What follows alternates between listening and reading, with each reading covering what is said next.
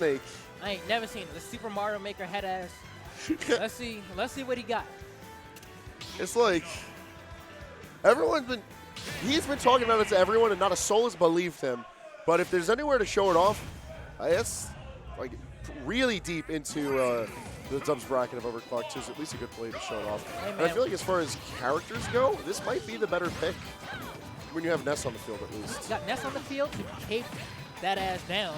But on the other hand, you got Atomsk on the other side, and you know he's going to have a pretty tough time dealing with the punish game from Mario. So if they're able to kind of control the neutral, hold center stage, they'll be in a pretty good spot. But we even saw in that last game, that's where Atomsk likes to chill. Give me that center stage. Look at him fight for it. Immediately manages to regain it. And now he can go ahead and just chill and go back to his normally scheduled game plan. Like, especially on a smaller stage like Smashville, where it's super important to control the center stage, when a big body is on the field in Dubs, you need that space. You need to have somewhere safe to retreat to. Your teammate needs somewhere that he can return to if he's trying to fight the ledge or just go out for duking it out.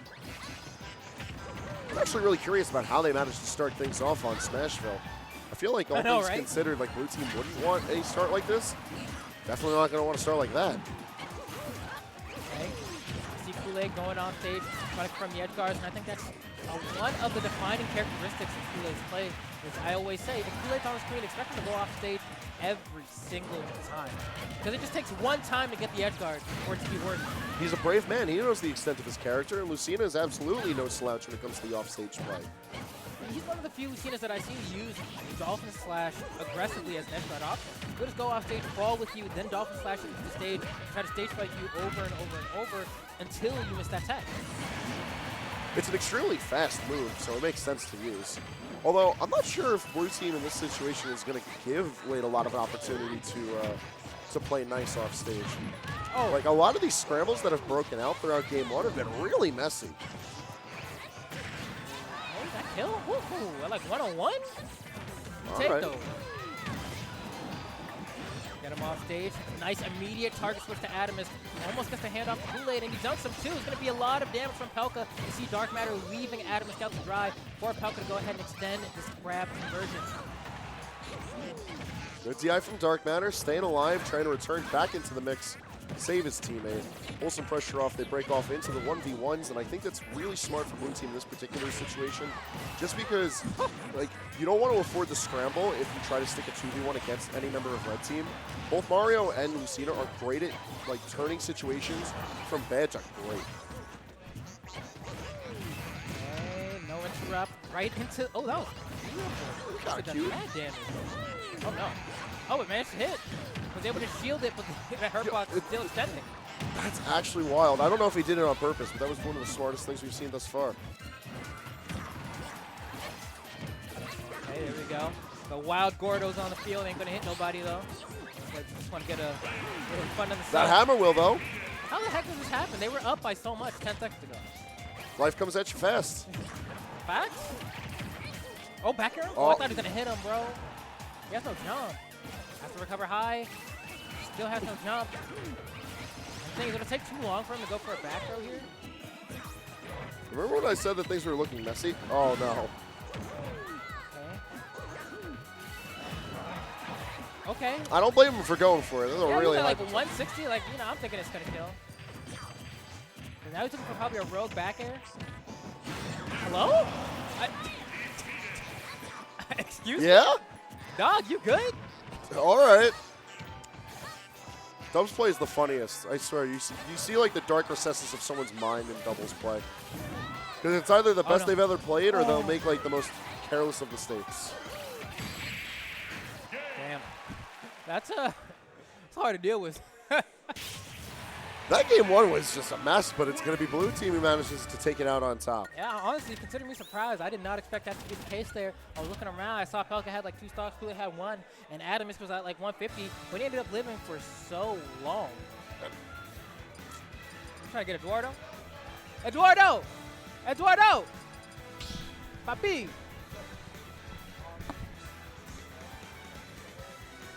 There we go.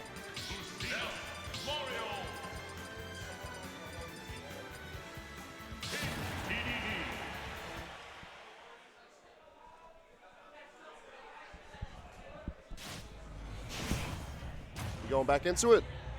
We're back in the mix. One more time. Stadium pick, though. All right. Here we go, PS2. So, the stadium pick, I feel like the start to Smashville worked well for Red Team. It's just Blue Team recovered from a lot of the scrambles a lot better. Giving a little bit more space, I feel, might actually benefit Blue Team. So, curious to see what the line of thought is here. He was able to air dodge from down there. Oh, Kool-Aid was sniffing him out like sparkling water, really wanted that edge guard. You know what's crazy? You know Kool-Aid stuck that edge guard by doing a falling up air off stage? Who does that? Who does that? Nobody does that. Kool-Aid's name. He's the one that does that as he goes ahead and tries to get a little bit more damage on here. That's interesting. So he does the back throw into the PK fire. I guess his own teammate burned a little bit, but still Pelca moving just fine. Look at how well Red Team's able to split off. Like, I brought up how this was a good move from Blue Team in the previous game, but Blue Team, now they have to deal with like the shoe on the other foot. The adaptation from Red Team I feel is really strong. And I'm guessing now, because I'm looking back at this stage pick, like Red Team is making good use out of all that space because Atomsk is slow. Even though DDD can survive for a while and he has a ton of like options in the air with assisting Ness, it takes him a while to get there. You even saw him go for that dash attack, got punched with a forward smash. Kool-Aid took so long from him to recover. That's kind of the glaring flaw with DDD. But we're going to see how much it actually ends up mattering. We've been talking about how Atomsk makes this character feel like a much more of a threat than the character actually is. Not to say the character's bad or anything, but definitely has some glaring flaws. But Atomsk does a great job of covering up for those exact same flaws. Well, the way I like to describe DDD in good hands is like Fat Marth. Yeah. Like, you take the concept of Marth, you take a character that has a disjoint, is able to occupy space well, can help contest against more combo-y characters. Now you just put that on a really big body. And I think Atomsk pilots the character well enough. Okay. Ooh.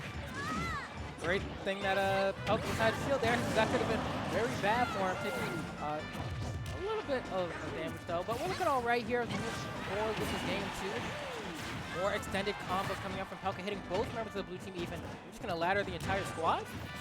Oh, okay. Yo, Layden had his sights on that kill, and they never left him. So here's my question. Did Dark Wizzy not come today? Yes, Dark Wizzy's not in attendance today. Oh. He planned on it, and then he just didn't show up. See how it is. There we go. I like that up there coming out from Atomsk, counter back a little bit more. But that's the other thing. Multi-hit moves in doubles have their strengths, but their weaknesses as well. Just they take so long to kind of go through sometimes that it gives the opponents extra time to go and punish. I love this idea of using the spit from the inhale, where DarkMatter is the projectile. He's safe while he's the star, technically. He's not taking as much damage as if he had to fight later Pelca. It's like a really weird turn of events, but it's working so far for Blue Team. Although they're not in the best of situations as far as percentage-wise is concerned. And especially now that it's a 2v1. 1v1 rather. Yeah, it should be all right for Pelca as long as he doesn't get kind of sent off stage or just stock pretty cheesily here. We can see how he managed to fare in the 1v1 against Atomsk here. Pushing forward, bounce him like needs to jump out of shield. But still looking for that final blow. Back throw right here should do it. And beautiful. He went exactly for what my brain told me to go for there. Runs right past him, right under him, right behind him. And yeets his ass to the blast zone. Awesome so out, man. Get him out. Get him out. Game 3. 1-1. So it was quite clear that the stage worked out for Blue Team, and I don't expect character switches. Do you think Stadium 2 is going to come back again, or are we going somewhere different? I'd go back, but that's just me. I just like the stage a lot, especially for doubles. Some people may feel differently, might take themselves to, like, FD or something, but... I'm thinking FD or Town might be the play. One or the other, just because it's like... I felt like Blue Team was doing it better when their battle was more focused on the ledge and when scrambles started to bring themselves off stage. And then at least with Town, Ness and DDD have a lot of options for taking things to the air as far as like resetting combos or trying to plank the platforms where needed and force some sort of an approach. It takes a little effort for Mario to get around on Town and City, so I feel like blue team could take advantage of that, and that's exactly where we're going to be going. There we go. Talent City for game 3. And Pelca, I mean, you know, I'm not expecting any character switches. When Mario was able to do it there, have not yet seen that Snake for this set in particular. Probably just doesn't want to deal with Ness absorbing everything. Yeah, there's a lot of situations where that can go haywire. Because, like, whether or not Psy Magnet's consistently healing Ness or, like, Bat Reflector, which is a bit more legitimate of an option than it might seem. Like, you're going to see DarkMatter have a ton of options, and that's why I'm liking the Mario thus far. I also feel like the Mario is performing well. I agree. Getting the job done there. There we go. Quick little conversion from Pelca up to down air. Oh, his stuff on that forward smash as well. Uh-oh. That was dumb. That was good. A little bit of the scrambles, but I like how while that was going on, Atomsk opted to focus on Lade, try to put some pressure on him, because Lade looking kind of healthy amongst the early game for game 3. Alright, super jump punch to the center of the stage. I like this. Got a attack coming out from Atomsk. Gonna send him off stage, set up the ledge pad. Oh, he actually just throws the board in the other direction. Maybe looking to extend some pressure on a Pelca. And now Kool-Aid looking like he wants a piece. And Atomsk is dealing with every single contender as they approach one by one, racking up more and more damage. Complete closeout from DarkMatter with that back air to seal that KO. Blue team had total control of that platform. Like, there was honestly no options for Pelca in that situation. Alright. Although, once again, I want to bring focus to the fact that Lade is looking pretty healthy, and he's actually opting to play more of the outskirts of the match this time around, where blue team's trying to trap him, but he's been doing a great job of escaping. More there. Don't know too much more of anything. Atomsk gets swapped to the right. You see here, man. Like, I'm looking at the stocks themselves. Of course, you know, Pelca's down quite a bit. You do have DarkMatter on his second stock as well, but for that one explosive play to really start the swing, that's how it's worked for the rest of the set.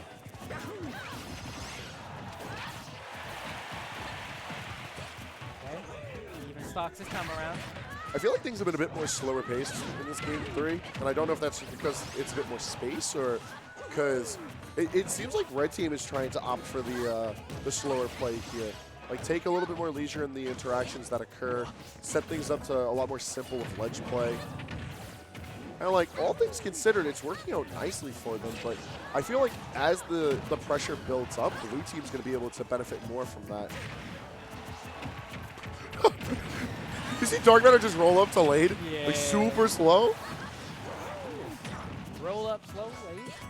Here we go, though. Oh, no. That counter not finding anybody. Kool-Aid still alive, though. And still has another stock. He doesn't worry too harshly. He managed to find that KO, though. There's that aggressive Dolphin Slash you were mentioning. Throw that out. No, jump back with fair. Really well played from Lade. Look how well he was lingering around at the ledge and the space around it. Like, waiting for his opportunity because he knew it was going to come eventually.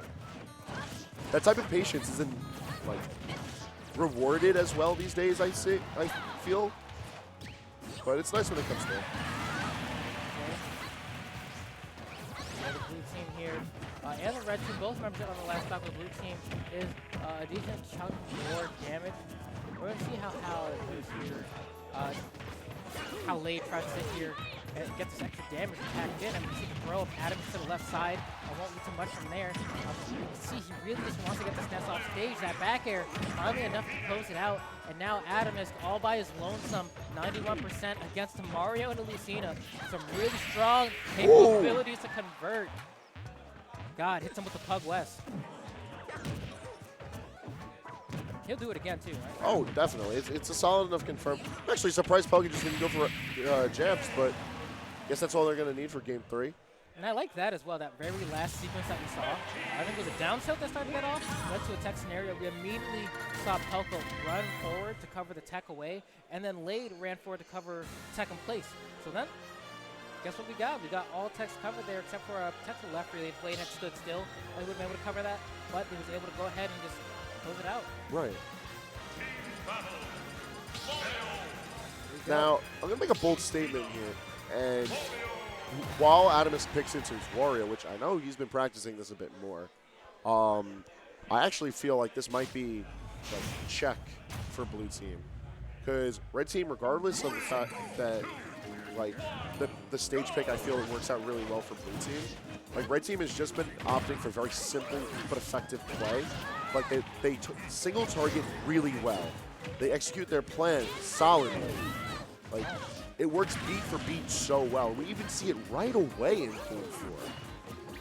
Like DarkMatter's gonna start 2 stocks basically. The first interaction was him leading into a combo that ended up bringing him too far to recover.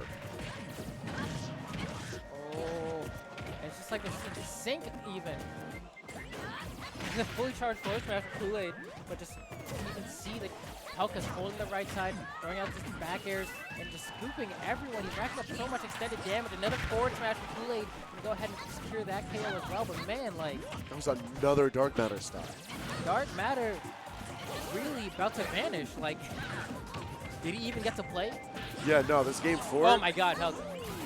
Like it's looking so bad for him, but some wild play from the team, and honestly, some good quick thinking from Atomsk. Turns around the situation just a little bit. So one thing I want to highlight there, despite the fact that Red Team threw themselves into the blender, Atomsk throwing his bike right at DarkMatter helped DarkMatter reset to be able to do another PK Thunder and get himself back, because otherwise he would have been dead. And Blue Team cannot afford to have Atomsk lose his stocks to stock shift just yet.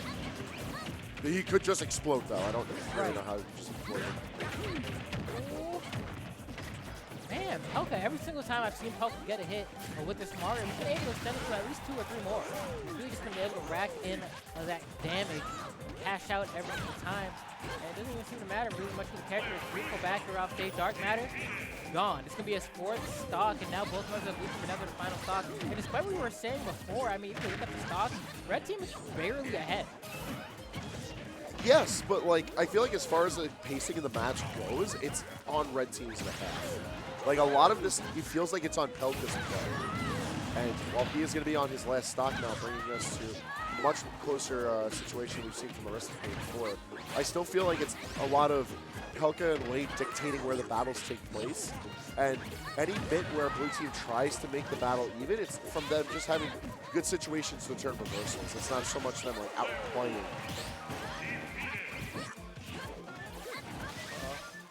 The Flood pushing him off to the right side. Blade coming down from, or rather coming up with the Dolphin Slash. There we go, gonna squirt some water, a little bit more water country. Super Soaker, going low. Oh, dodge to the ledge, good idea, but hanging around too far on that ledge. Oh, yeah.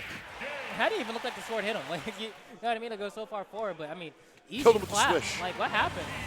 Really, what happened? Like, 3-1. I mean, that first game, pretty nice. Everything after that, it really put me in a scenario. I'm like, wow, they really got body. What can I say? Like it was. No, yeah, it's honestly that's what that Game 4 was, just straight bodying.